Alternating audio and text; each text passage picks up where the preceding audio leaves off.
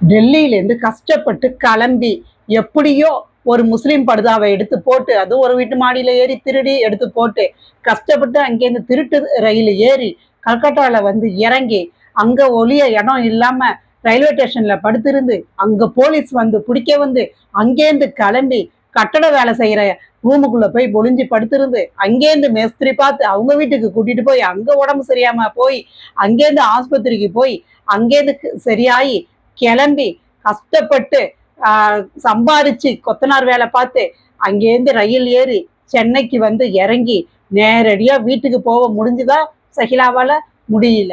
ஆனா எப்படியோ வேலைக்காரவங்களை பிடிச்சி எப்படியோ தோட்டக்காரன் வேலை ஃப்ரீயா இருக்குன்னு தெரிஞ்சு ஆம்பளை உடையில போறா தனது வீட்டுக்கே. ஆனா இப்ப மாட்டிப்பாளா? அவளுக்குன்னு சில சூழ்நிலை ஏற்படுதே, மாற்றுற மாதிரி அது என்ன அப்படின்னு தெரிஞ்சுக்கணும்ல. அதுக்கு முன்னாடி நம்ம சேனலை சப்ஸ்கிரைப் பண்ணுங்க, என்னை ஃபாலோ பண்ணுங்க. அப்பதான் இந்த முழு கதையை தெரிஞ்சுக்க முடியும். எங்க வந்து பார்க்கலாம் அப்படின்னா பிரதிலிபி செயலியில்.